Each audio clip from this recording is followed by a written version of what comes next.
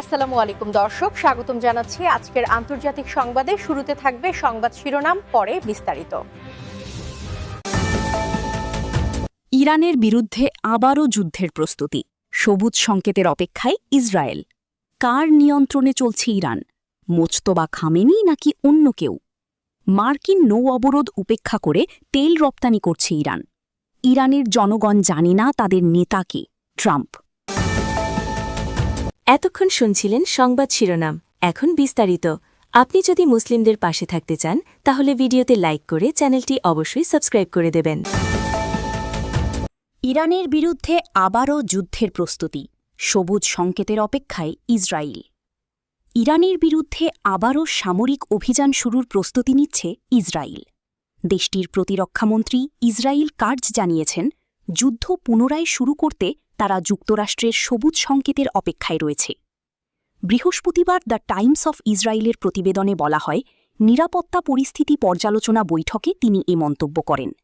কার্জ বলেন, ইসরায়েলি বাহিনী প্রতিরক্ষা ও আক্রমণ দুই ক্ষেত্রেই প্রস্তুত রয়েছে এবং লক্ষ্য নির্ধারণ করা হয়েছে। আইডিএফের সক্ষমতার কথা উল্লেখ করে কার্জ বলেন, নতুন করে হামলা হলে তা আগের চেয়ে আরও কঠোর ও ব্যাপক হবে। তিনি আরও দাবি করেন, সম্ভাব্য অভিযানে ইরানের শীর্ষ নেতৃত্ব এবং জ্বালানি অবকাঠামো লক্ষ্যবস্তু হতে পারে। একই সঙ্গে দেশটির অর্থনৈতিক কাঠামোকে বড় ধরনের ক্ষতির মুখে ফেলতে পারে এমন হামলার পরিকল্পনার কথাও উল্লেখ করেন। এদিকে হরমুজ প্রণালীতে কোনো নৌযান মাইন পুঁতে রাখার চেষ্টা করলে তাৎক্ষণিক গুলি করে ধ্বংস করার নির্দেশ দিয়েছেন মার্কিন প্রেসিডেন্ট ডোনাল্ড ট্রাম্প। বৃহস্পতিবার নিজের সামাজিক যোগাযোগ মাধ্যম ট্রুথ সোশ্যালে দেওয়া এক বার্তায় তিনি জানান, যুক্তরাষ্ট্রের নৌবাহিনীকে এমন কঠোর পদক্ষেপ নিতে নির্দেশ দেওয়া হয়েছে। ট্রাম্প বলেন, বর্তমানে মার্কিন নৌবাহিনীর মাইন অপসারণকারী জাহাজগুলো হরমুজ প্রণালীতে সক্রিয়ভাবে কাজ করছে। তিনি এ কার্যক্রম আরও বাড়ানোর নির্দেশ দিয়েছেন এবং আগের তুলনায় 3 গুণ জোরদার করার কথা জানিয়েছেন। কার নিয়ন্ত্রণে চলছে ইরান? মোজতবা খামেনি নাকি অন্য কেউ? যুক্তরাষ্ট্র ও ইসরায়েলের সঙ্গে ইরানের যুদ্ধ শুরুর প্রথম দিনেই অর্থাৎ 28 ফেব্রুয়ারির হামলায় নিহত হন ইরানের সর্বোচ্চ নেতা আয়াতুল্লাহ আলী খামেনি। এরপর নতুন সর্বোচ্চ নেতার নাম ঘোষণা করা হলেও দেশটির বর্তমান শাসন ব্যবস্থার কাঠামো এবং দেশটির ক্ষমতা আসলে কার হাতে রয়েছে সে সম্পর্কে নানা আলোচনা রয়েছে। বিবিসি ফার্সির সংবাদদাতা ঘোঞ্চে হাবিবিয়াজাদ লিখেছেন, ইরানের সর্বোচ্চ নেতা মোজতবা খামেনি সব গুরুত্বপূর্ণ বিষয়ে চূড়ান্ত সিদ্ধান্তের অধিকারী হিসেবে পরিচিত। তবে গত মার্চের শুরুতে নিযুক্ত হওয়ার পর থেকে তাকে এখনও জনসম্মুখে কিংবা সাম্প্রতিক কোনো ভিডিও বা ছবিতে দেখা যায়নি। দেশটির একজন ঊর্ধ্বতন কর্মকর্তা জানিয়েছেন, আলোচনাকারীরা খামেনির নির্দেশনা অনুযায়ী কাজ করছেন। তিনি সরাসরি আলোচনার বিষয়ে কোনো কথা বলেননি, তবে তার নামে প্রচারিত সাম্প্রতিক বার্তাগুলোতে যুক্তরাষ্ট্রের সমালোচনা করা হয়েছে। সাম্প্রতিক সপ্তাহগুলোতে যুক্তরাষ্ট্রের সঙ্গে আলোচনা করছে ইরানের শীর্ষ কর্মকর্তাদের যে দলটি, তাতে পার্লামেন্ট স্পিকার মোহাম্মদ বাগের গালিবাফ এবং পররাষ্ট্রমন্ত্রী আব্বাস আরাগাচিকে বেশ সক্রিয় ও প্রভাবশালী ভূমিকায় দেখা যাচ্ছে।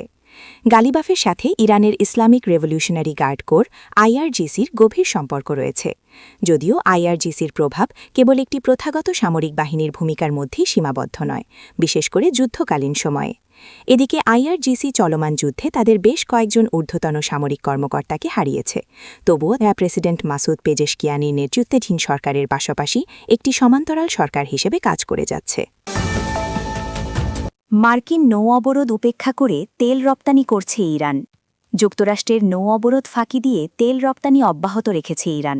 দেশটির বন্দরে গত 13 এপ্রিল থেকে এই অবরোধ শুরু করে যুক্তরাষ্ট্র। তথ্য বিশ্লেষণকারী প্রতিষ্ঠান ভর্টেক্সা জানিয়েছে, অবরোধের এই সময়ের মধ্যে প্রায় 1,07,00,000 ব্যারেল ইরানি অপরিশোধিত তেল হরমুজ প্রণালী অতিক্রম করেছে। এসব চালান মার্কিন নৌবাহিনীর অবরোধ করা এলাকা পার হতে সক্ষম হয়েছে, খবর রয়টার্সের। প্রতিবেদনে বলা হয়, 6টি বড় ট্যাঙ্কারে এসব তেল রপ্তানি করা হয়েছে।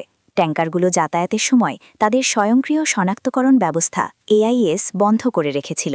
অবরোধের বিষয়ে ভর্টেক্সা জানায়, যুক্তরাষ্ট্রের অবরোধ ইরানি বন্দর বা হরমুজ প্রণালীর খুব কাছে কার্যকর করা হচ্ছে না, বরং পাকিস্তান ইরান সীমান্ত থেকে ওমানের পশ্চিম কোণ পর্যন্ত প্রায় 300 মাইল এলাকায় কিছুটা নমনীয়ভাবে এই অবরোধ চলছে।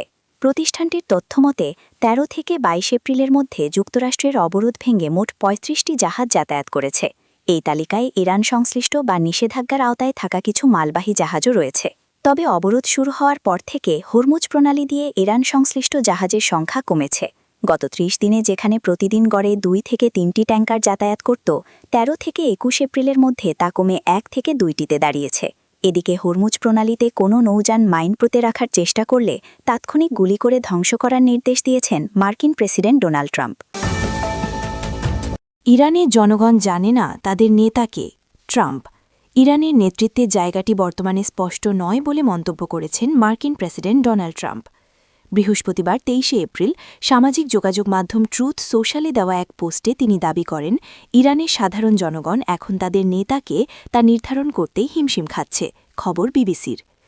ট্রাম্প আরও দাবি করেছেন, ইরানের কট্টরপন্থী এবং মধ্যপন্থীদের মধ্যে এখন অভ্যন্তরীণ দ্বন্দ্ব চলছে। হরমুজ প্রণালীতে মাইন স্থাপনকারী যে কোনো ইরানি নৌযানে গুলি চালানোর নির্দেশ দেওয়ার কয়েক মিনিটের মধ্যেই এই পোস্টটি করেন মার্কিন প্রেসিডেন্ট। বর্তমানে হরমুজ প্রণালীর ওপর যুক্তরাষ্ট্রের পূর্ণ নিয়ন্ত্রণ রয়েছে বলেও দাবি করেন ট্রাম্প। তিনি জানান, মার্কিন অনুমোদন ছাড়া কোনো জাহাজ ওই পথ দিয়ে প্রবেশ বা বের হতে পারবে না।